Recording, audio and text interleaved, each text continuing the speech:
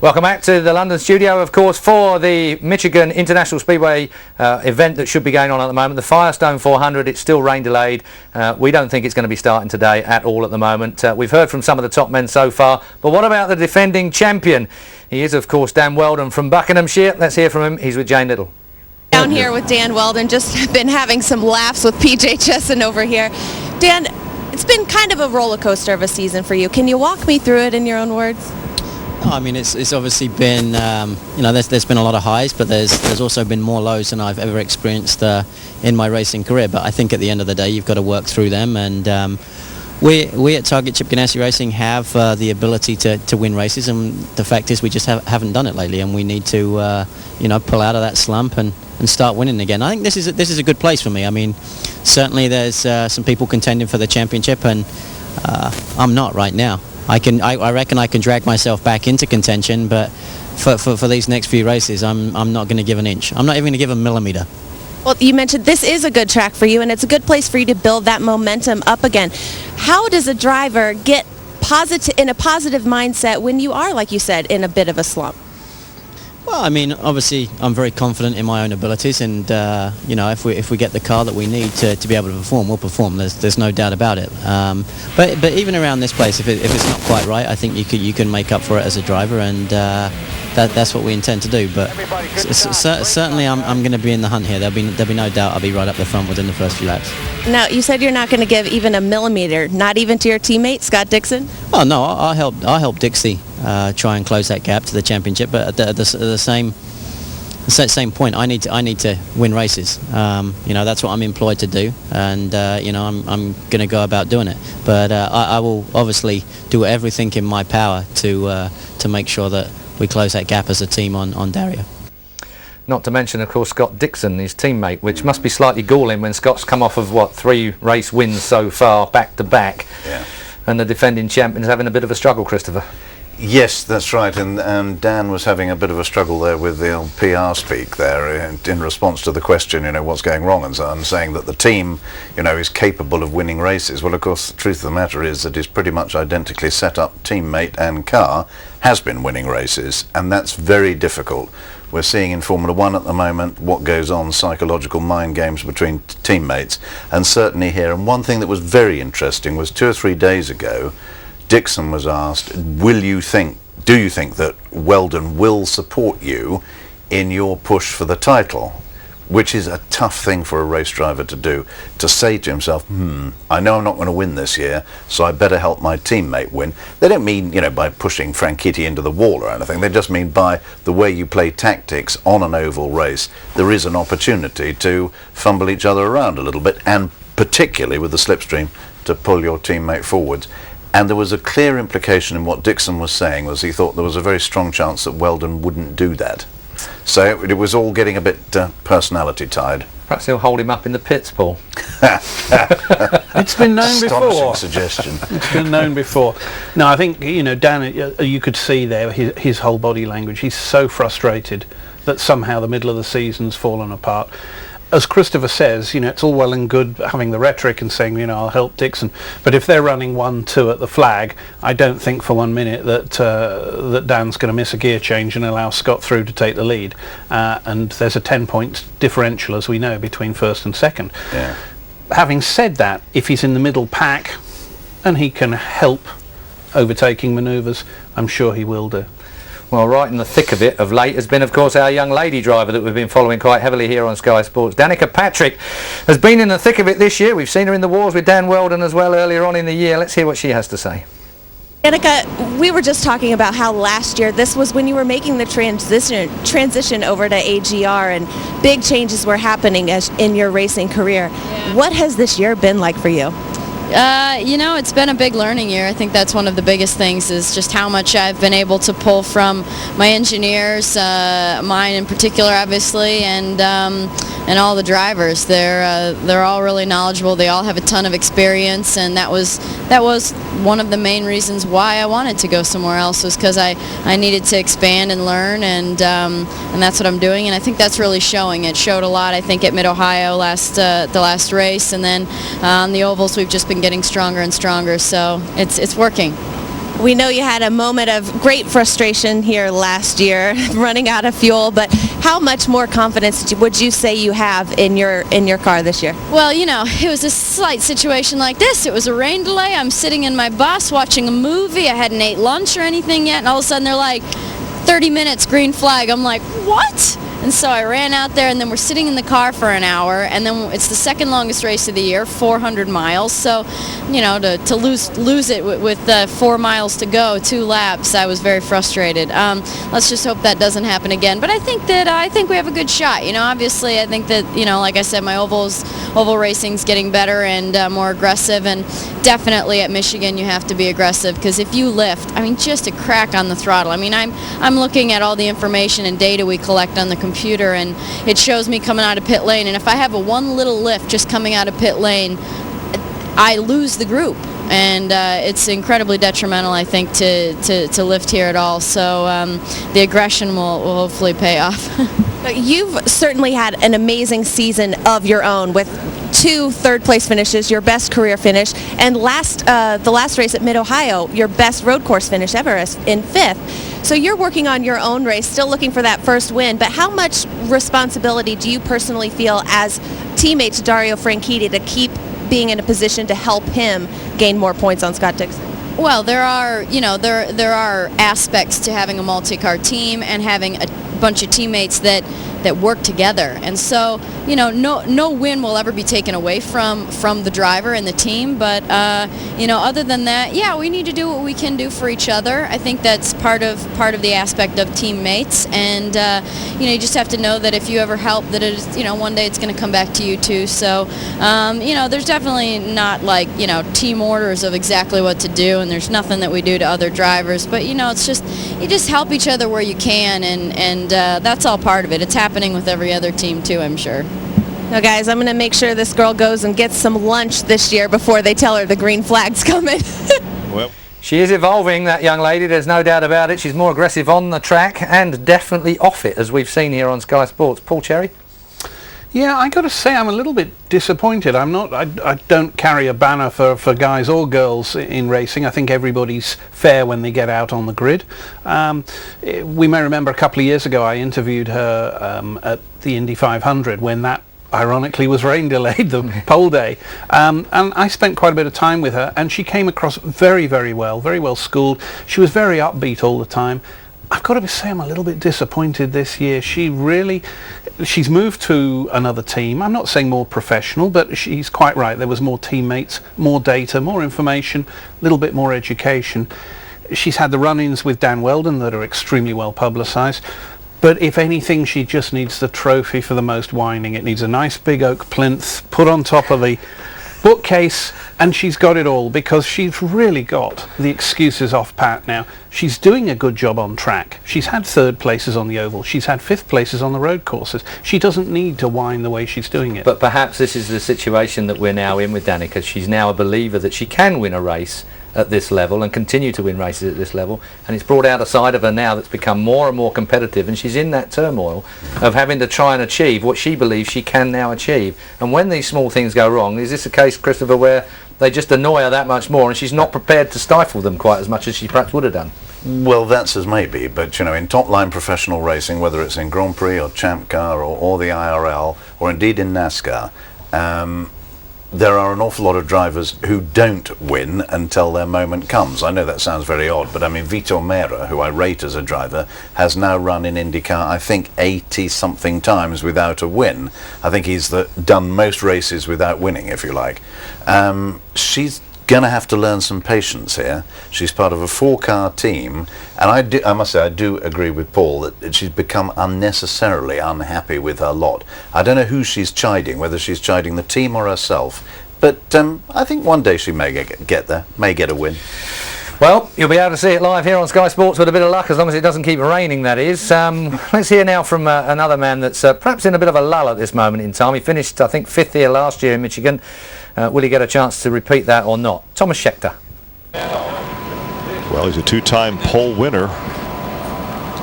Yeah, and he told me yesterday that he said, this is just the kind of racetrack I like, and so let's go down and see what he's got to say. Your recollections now that you're 5 years older and maybe 5 years wiser. What do you remember about that first victory here? It was good. I think, the whole situation that happened before and a little bit of the feuding that was going on within the team, and it was a great event to win. And, there was a lot of politics, but that day when I put my helmet on, there was one thing that I wanted to see, and that was the checkered flag before everybody else. And it was a dream come true, and certainly Michigan will be close to me for the rest of my life. Now, is it an urban legend, or is it a fact that a lot of your crew members, to try and change their luck that day, decided to forego the hotel accommodations and camped out in the infield? I don't know. That's the first time I heard that, but maybe... Well, then it's the truth. If it's the truth, then I'm going to tell my team that they're going to be sleeping out before every race. But if that happened, I'm not sure. But if it did, it certainly brought us luck that day. Let's fast forward to this weekend. Every time that you have gotten in the cockpit of this Vision racing car, it's a full-face helmet, but the smile, you can still see the creases all the way up near your eyes. This is a good little hot rod you've got. Absolutely. I mean, even yesterday, I think we were like third or fourth quickest in the middle of the second session. I came on the radio to my engineer, and I was like, man, I can't remember when I had a quick car like this. And then we went to P1 in that second session, and to qualify, solidly in the top 10 in between two Ganassi cars. This Vision team's really come along, and we just got to keep chipping away at it. And it's a lot of hard work, and we've had some tough races, but we'd like to get our momentum back for these next 5. A lot of people don't realize, guys, that outside of the Indianapolis 500, this is the longest race at 400 miles. How does that affect the way you and your team approach it? I mean, there's two things. With a longer race, then there's not so much of an emphasis to be flat out all the time, and you sort of can, judge your race and pace yourself. And also the other thing is you got to have pit stops. You got to have good pit stops. There's 5 pit stops in here, and you got to make sure your in and out laps are good. And we certainly been working on that as well at Vision. Like a lot of your peers, a lot of guys your age, I certainly have trouble just getting on the internet superhighway, but you're an avid gamer. What's the latest game that you're into? Battlefield. I play a little bit of Battlefield, but I've been chilling out at Marco's motorhome watching some old replays, and actually we had a good race here last year, so we're watching some side-by-side action and arguing a little bit, so just trying to bide our time before we get racing today. Well, we've seen it all at the Michigan International Speedway, except racing, of course. We're still waiting for an indication as to when we might see the Firestone Indy 400, but the best guess is it will be tomorrow. We'll take a short break. Do come back with us, though. We've still more for you here from Sky Sports.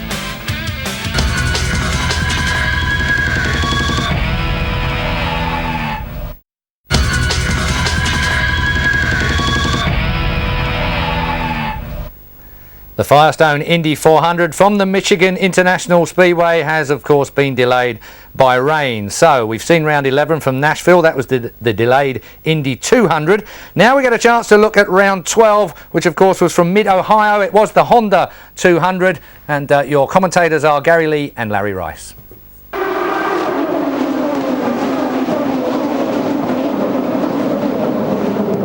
Well, I started to say good clean. Upside down is Marco again. Marco Andretti upside down the second time of the year for Marco. He was upside down in Indianapolis. We started to say it was a good clean start, then some bumping, and you see he's trying to push himself out of there, and there's no way he's going to get out till they roll that car over. Yeah, and Danica went off on the other side. I'm not sure if she made any contact with anybody, but Danica did not get a good start. She fell back, and she was kind of in between Kanan and Marco back there, and I think that's probably what started that whole thing, was they didn't know whether to try to make a pass. They finally got out of the throttle, and then it just kind of jammed up from there on back.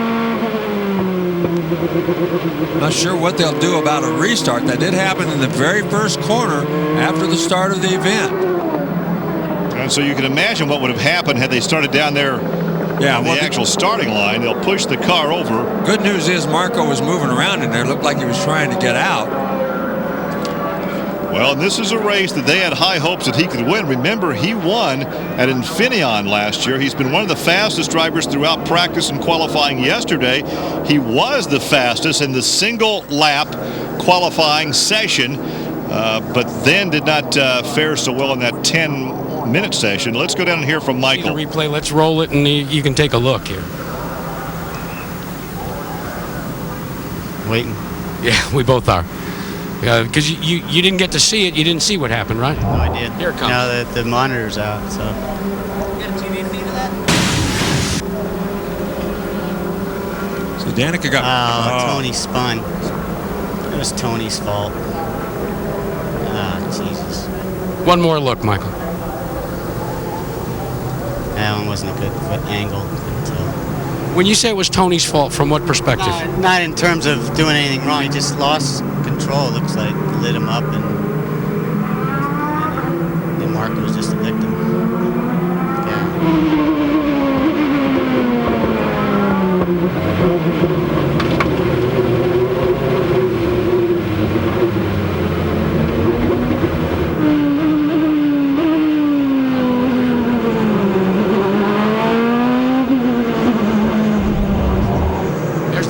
That's what you want to say. Yeah, that's good. You've had that experience. You've been in the air here.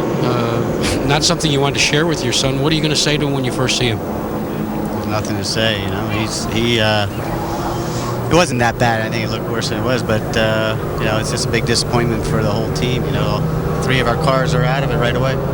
Guys, it's interesting. Everybody seems to be without their replay monitors down here on pit road, so they're flying blind, literally.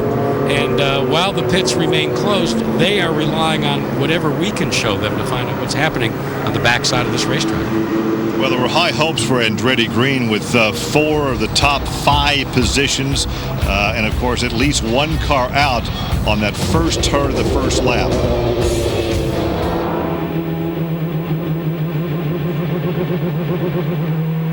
Okay, just a reminder, Elliot jumped there. That was not a restart from over there. The restart should be here on the front straightaway. Oh, no, that's interesting because we're being told before the start of the race that the restarts would be over there near turn 3. I guess they've changed their mind. Green flag, starter, green flag. At the start-finish line, or at the finish line, we should say. And right away, Dixon goes to work on Castro Neves.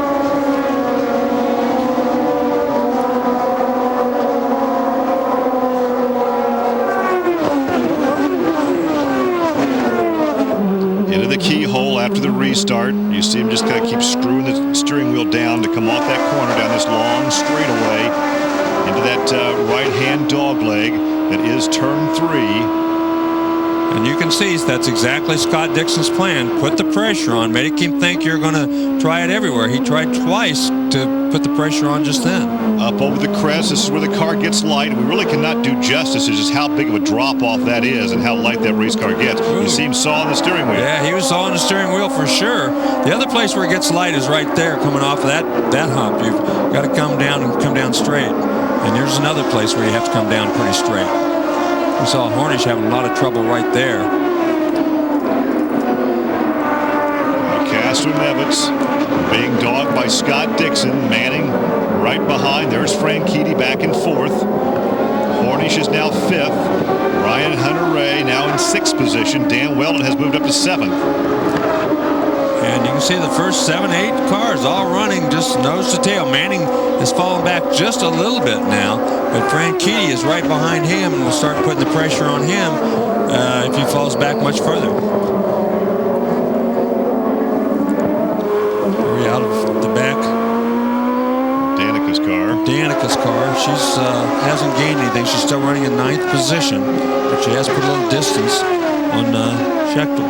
On Buddy Rice. Buddy Rice is right behind, and Koski Mansour back in 11th. 12th is A.J. Foyt. Well, that is Schechter right behind her. Foyt got around Rice. A.J.'s moved up a couple of positions. He may be catching on. He may have some of that A.J. Foyt blood. He may be catching on this road racing. Yeah. Meanwhile, back up front, you can see the top 3 cars about a car length apart, kind of riding right now. Manning, I expect, will come up and try to challenge these guys here in just a little while. He very badly would like to have a win. He's, he's kind of been forgotten back there. He's not one of the big 3 team drivers, and he would like very much to give A.J. Foyt a win on this road course. Well, Dixon closes in as they go in the keyhole in lap 9 of this 85 lapper. And as you indicated, Larry, with the the physical attributes of this racetrack by about lap 65 or 70s. These guys are going to be wanting this race to be over. Yeah, it's going to get tiring. Of course, those every time you have a yellow, full course yellow, it helps some. But it's just the physical aspect of turning. And the front ends of these cars are very heavy on this part of the course. Especially, you know, as the rubber gets laid down, the more rubber that gets laid down, the heavier the steering gets. As we indicated, 4 support races this weekend with practice and qualifying, and they're probably encountering more rubber on the racetrack than they've ever encountered before, which makes the steering very, very heavy. So in addition to this being a physically demanding racetrack, add to it the heavy steering, and they're going to be very, very tired when this race is over.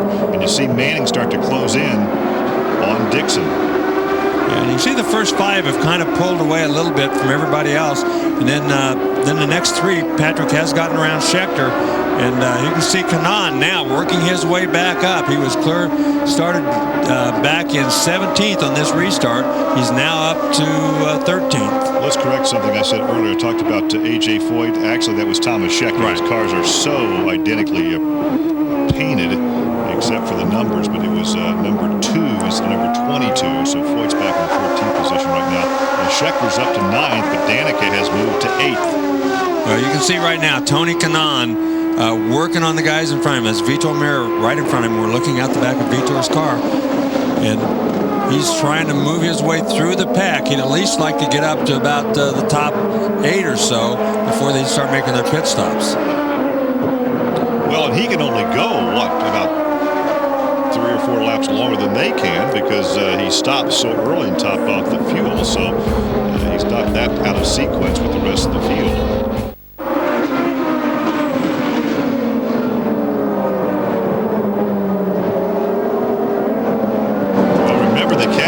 Was on the pole and won at St. Petersburg. He was on the pole and was leading at Watkins Glen when Scott really applied the pressure and forced him a mistake coming off the last turn. And now he starts with the pole position, is back up in that familiar spot. He's won here twice in the Champ Car era in 2000 and 2001. Well, the good news for him, he's getting through the keyhole very well. He seemed to gain space on Scott Dixon through that keyhole, and off the keyhole and down this long back straightaway into turn 4 is the best place to make a pass.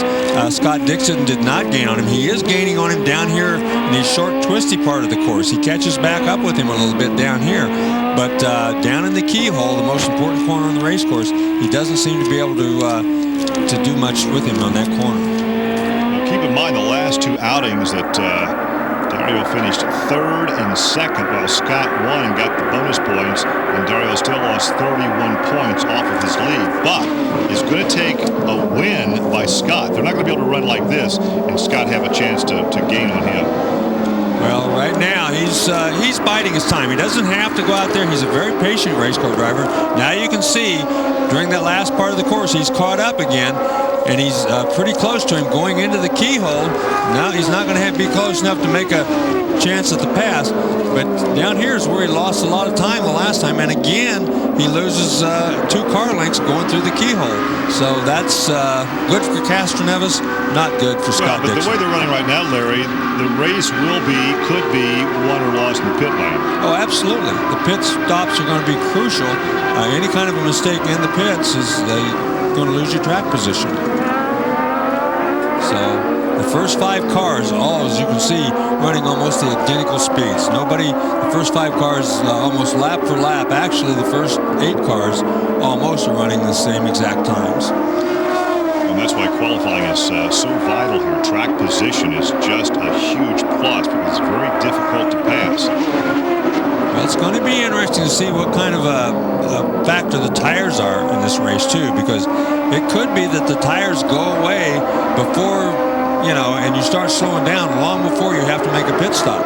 And the drivers, then if they have to start fighting the tires, it could mean a whole difference too.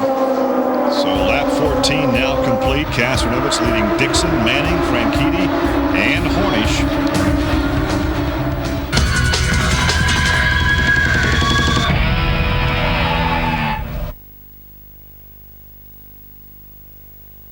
Welcome to the wonderful world of not knowing what the hell's going on. What do we do?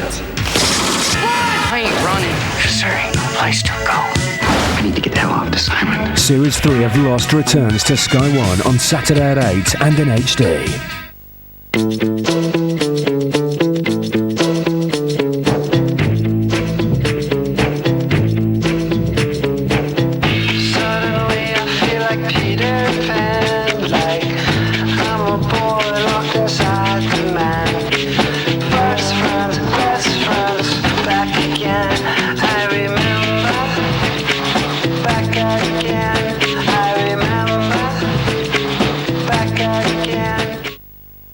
Craving a cigarette? For fast relief from cravings, choose nicotine lozenges. Tame the beasts and quit with nicotine. We can all suffer from irritated skin after shaving, but for men, there's Extra Soothing Aftershave Balm. Specially formulated, it soothes and calms skin irritated by shaving. Extra Soothing Aftershave Balm, only from Nivea for Men. Introducing Pringles Rice Infusions. An amazing new taste sensation.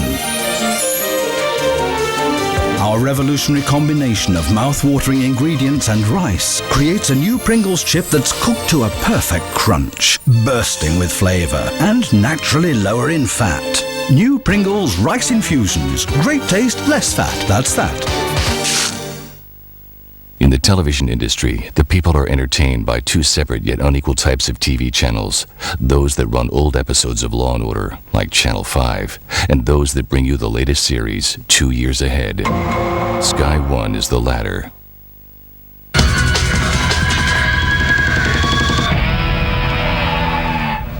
Sadly, still no racing from the Michigan International Speedway, of course, for today's Firestone Indy 400. We will try and bring you that later in the week if we can, of course. Right now, let's go back to the Honda 200, where there's only 15 laps to go of Mid-Ohio. Leading is Scott Dixon. Well, right now, Scott Dixon leads this thing over Franchitti. Should they finish that way, there would be 10 points that Dixon would gain on Franchitti. Oh, there goes Dixon. There's Dixon. This also will be a time stop. Best stopwatch wins. Okay, right on the board. Right on the board. It's going to be just fuel. Square in, straight in.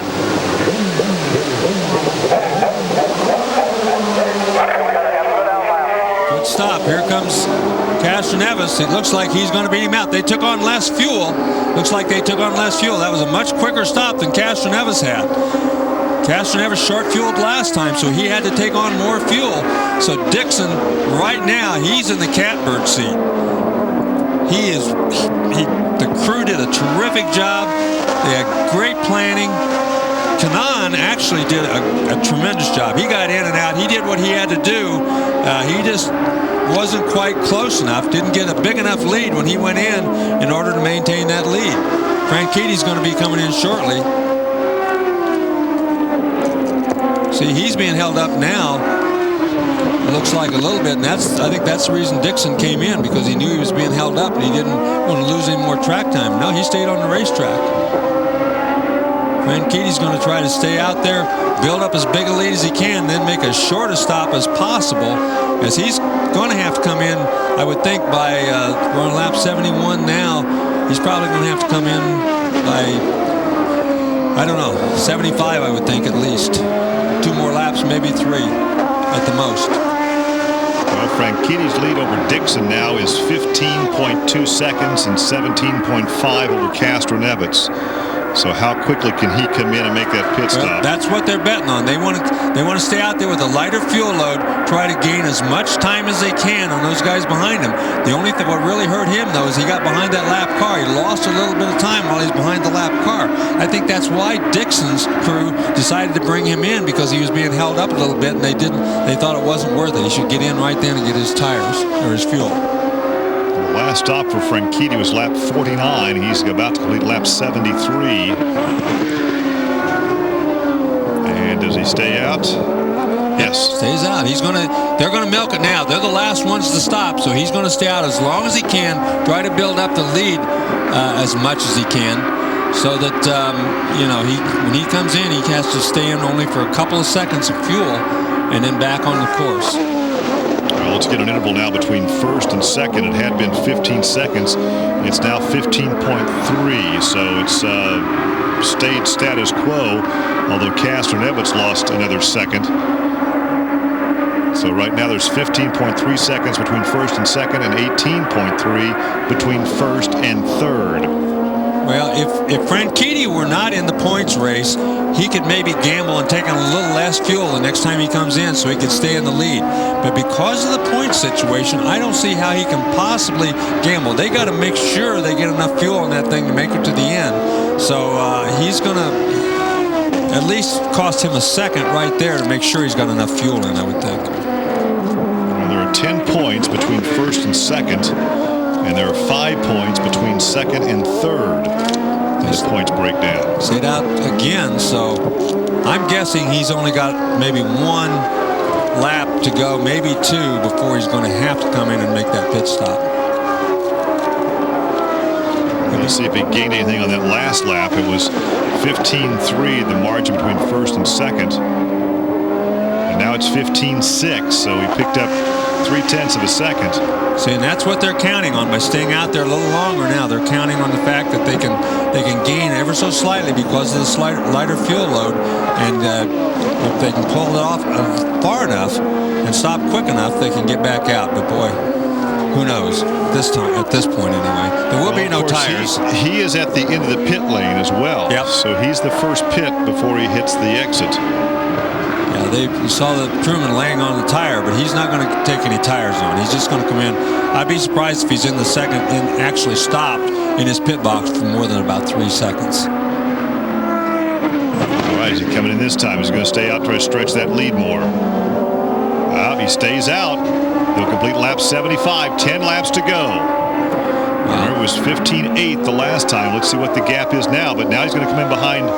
Is that the Sharp car? Yep, that's Sharp. He does not want to get held up by Sharp. Now Sharp is well back. He's in 12th position. Well, Danica lost some ground on that pit stop.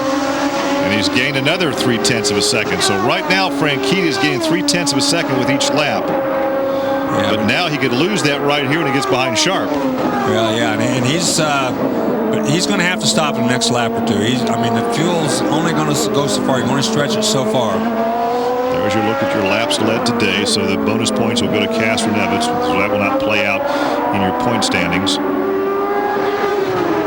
So, very interesting scenario here as a lot of suspense building up because this final pit stop by Franchitti is going to be extremely crucial and it's going to tell. I think he'll come in now, Larry, because he's being held up by Sharp. Well, yep, here he comes. There he is. There he is. Okay, now here's that right, then a left.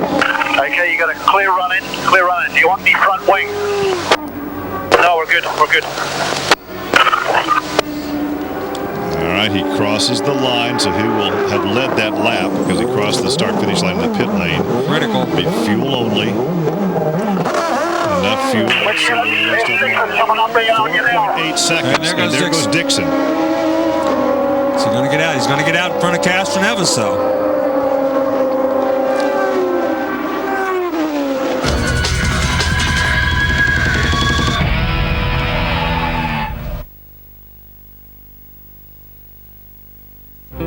We've seen it over the past 15 years. As the seasons flow, heroes come and heroes go.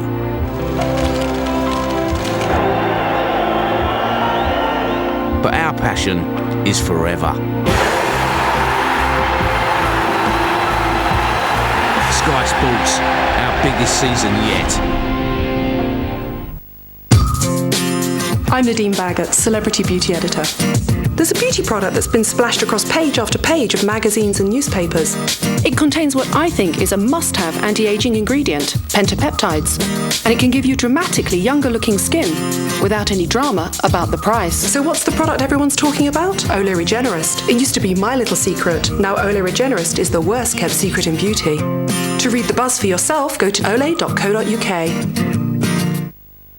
When is a good deal not a good deal on car insurance? When the price comparison website doesn't offer me everything I need. Only Direct Line gives you all these benefits. Second car discounts, no claims discounts for named drivers, and no excess to pay if you're hit by an uninsured driver. That's better. Direct Line, a good deal better. For younger looking skin, try Olay Regenerist. It contains what I think is a must-have anti-aging ingredient, pentapeptides. Olay Regenerist, in stores now. You know what bugs the experts at Oral-B? Brushing your teeth still leaves billions of enamel-eating plaque bugs behind. So they invented new Oral-B Vitality, a rechargeable brush under £25. It moves almost 8,000 times a minute and could destroy twice as much plaque as a manual. Plug in Vitality. Recharge your smile. Now, all 4 Vitality brushes are half price. Even more to smile about.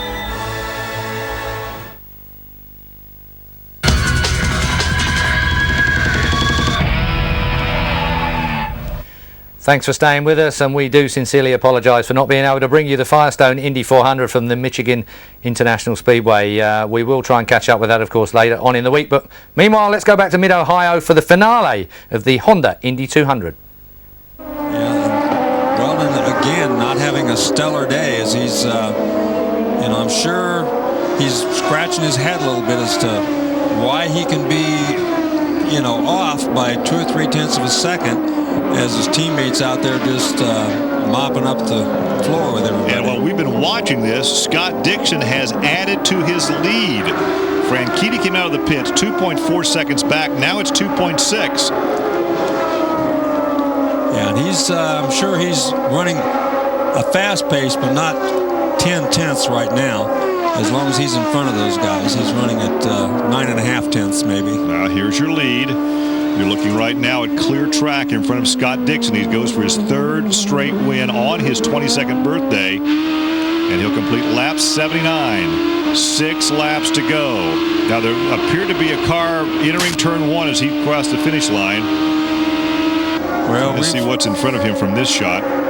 We've seen too many weird things happen in this series. We saw Castroneves leading at Milwaukee. It looked like an absolute deadlock win for him, and the wing collapsed with about 20 laps to go when he was way ahead of everybody else. So it's a clear track. This is a good onboard camera shot. You see a car well up there, but it won't take long for Scott Dixon to catch him. And that looks like that could be Sarah. Well, you can bet that the spotters are on this. They're telling her or him to get out of the way, right. Whoever that is. Whoever it is, telling them that they need to expect him up there in the next lap or so. And for the most part, the drivers are pretty courteous. When they're a couple of laps down, and it's the leaders that are coming up on them. Now, if you're somebody that's back in 8th, 9th, or 10th, they may not be so courteous, but they certainly don't want to play a part in causing somebody to lose a race. That's one of the vision cars. That could be Carpenter. No, it's not Carpenter because that's not the green one. Well, you can see right now that Scott Dixon just motoring along. He's just doing everything right at this point. And you're right, he just keeps building that lead ever so slightly as they go along. It looks like Foyt that's right in front of him. That's Foyt. Well, the lead right now is 2.8 seconds. With less than 5 laps to go. Can he make it 3 in a row? It hasn't been done for a few seasons. It's tough enough to win 1, let alone 2, and then 3 in a row on totally different kinds of racetracks. Because even though this is a road course, this is nothing like Watkins Glen. And in between, he had Nashville, which is a horse of a different color, with that concrete surface. One thing you can say for Scott Dixon is he is in great physical condition. I mean, there's no question about it, because Nashville was a very physical track in a completely different way. But for him to run this strong on all these different kind of tracks, you have to be in great condition. You got to think all these guys up front are. And there's Mike Hall, the strategist for Scott Dixon. And you have to even think like Danica Patrick. There was some question about her. Was her arm strength enough to do a racetrack like this? We know she's got great cardio. She runs a lot. But was her physical arm strength enough to run a racetrack like this? She's running 5th.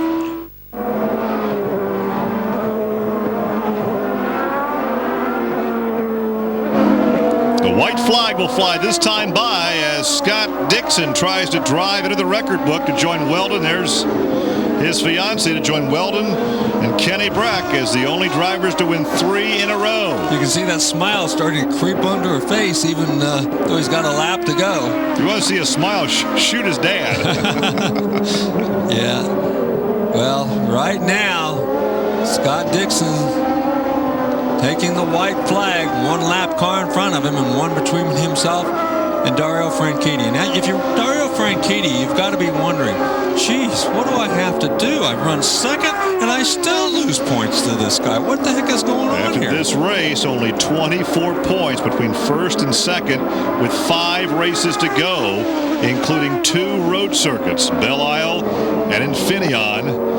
And the ovals will be Michigan, Kentucky, and Chicagoland. And 3 races ago, we thought, well, Dario Franchitti's almost got this thing wrapped. He's 60 points ahead, not that many races to go.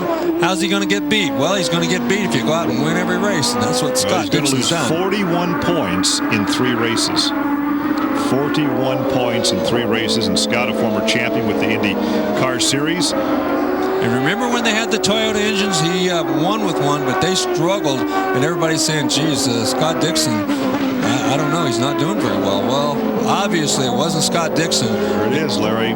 Dual checkered flags off the final corner. And Scott Dixon has done it. Won 3 in a row.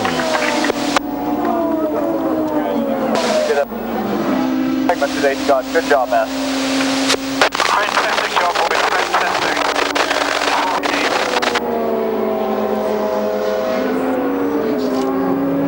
Wow. There's Mike Hall. We'll hear from him with Vince Welsh.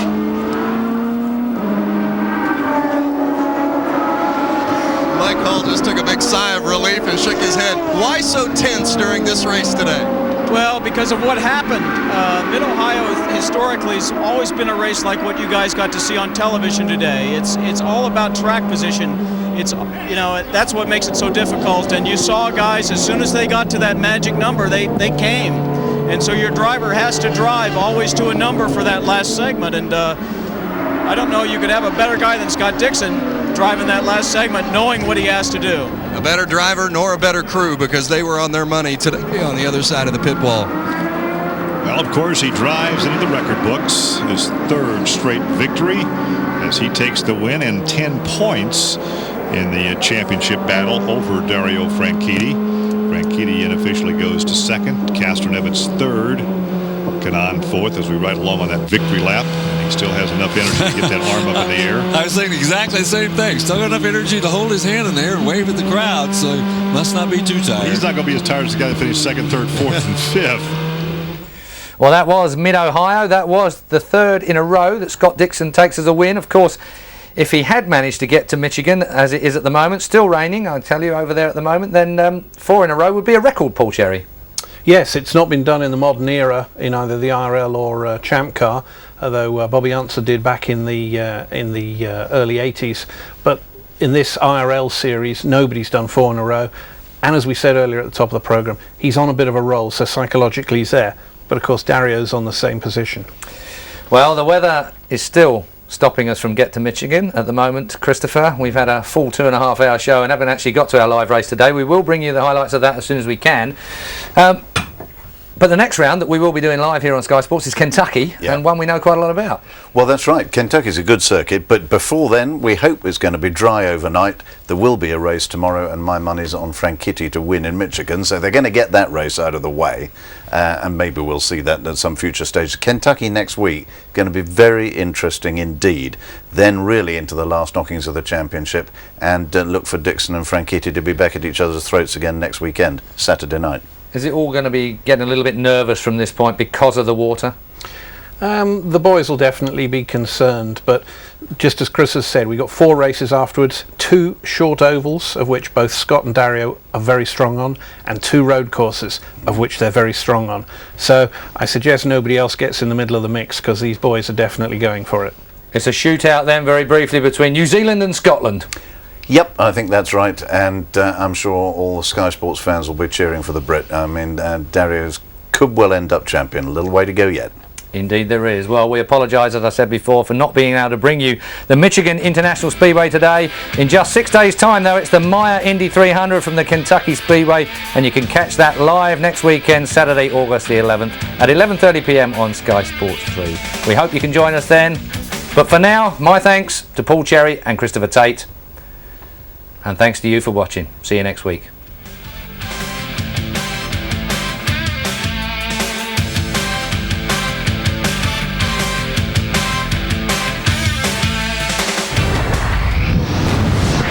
More sport, news and views at skysports.com.